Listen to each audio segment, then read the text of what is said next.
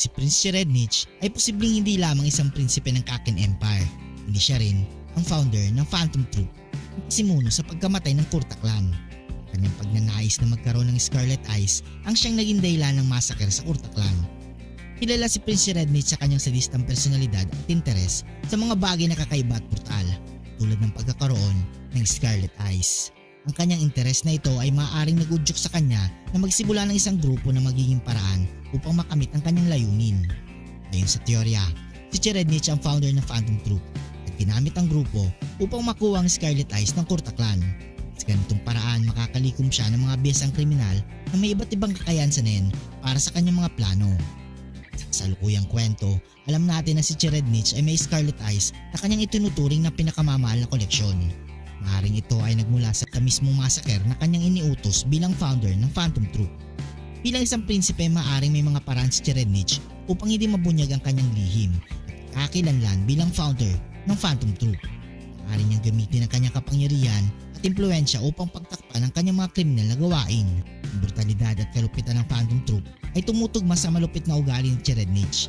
Ang walang habas na pagpatay at paghahasik ng takot ng troop ay maaaring direktang konektado sa mga kautusan ni Cherednich na may kakayahang magplano ng mga malalaking krimen at mag-organisa ng mga operasyon. Bilang isang prinsipe ng Kaken Empire, may malaking yaman at impluensya si Cherednich. Maaaring ginamit niya ang mga ito upang pondohan at suportahan ang Phantom Troop. Binibigyan sila ng mga resources at kakayahan ng kinakailangan upang isagawa ang kanilang mga misyon. Ipinakita na mabilis natuto si Cherednich sa paggamit ng Nen. Kanyang kakayahan ay mabilis na umunlad at ito ay nagbibigay sa kanya ng malaking potensyal na maging isang malakas na kalaban. Si Cherednich ay hindi lamang malupit kundi matalino rin. Alam niya gamitin ang kanyang kapangyarihan at impluensya upang makamit ang kanyang layunin. Bilang isang prinsipe, posibleng mayroon siyang akses sa mga birang kakayahan at mga tagapagturo ng Nen na magpapalakas sa kanya sa mga labanan. Ang pagiging sadista ni Cherednich ay nagpapakita ng kanyang walang awa at malupit na pag-uugali na maaaring magdulot ng matinding panganib sa kanyang mga kalaban. Si Cherednich ay may mga mystical beast na nag-aalalay sa kanya, nagbibigay ng karagdagang proteksyon at kapangyarihan sa kanya. Ang mystical beast na ito ay nagtataglay ng mga kakayahan na maaaring magamit sa labanan. Pagiganti ni Kurapika para sa kanyang lay ay nagbibigay sa kanya ng matinding emosyonal na lakas at determinasyon. Hindi siya titigil hanggang sa makamit ang hustisya para sa Kurta Clan. Ang Scarlet Eyes ni Kurapika ay nagbibigay sa kanya ng kakayahang maging isang specialist na nagbibigay ng iba't ibang versatile abilities sa Nen. Kanyang Chain Jail ay isang malakas na kasangkapan laban sa kanyang mga kalaban. Sa kanyang paglalakbay at pakikipaglaban, napatunayan na ni Kurapika ang kanyang kakayahan laban sa mga malalakas na kalaban. Kanyang strategic mind at kaalaman sa Nen ay nagbibigay sa kanya ng malaking kalamangan. Si Kurapika ay naglagay ng kontrata sa kanyang sarili na gamitin lamang ang Chain Jail laban sa Phantom Troop na nagbibigay dito ng dagdag na lakas at bisa.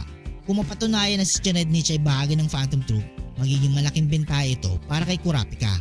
Maaring malaki ang potensyal ni Cherednich sa Nen dahil sa kanyang mabilis na pagkatuto at access sa mga birang resources. Kanyang katalinuhan at estratehiya ay maaring magbigay sa kanya ng edge sa laban.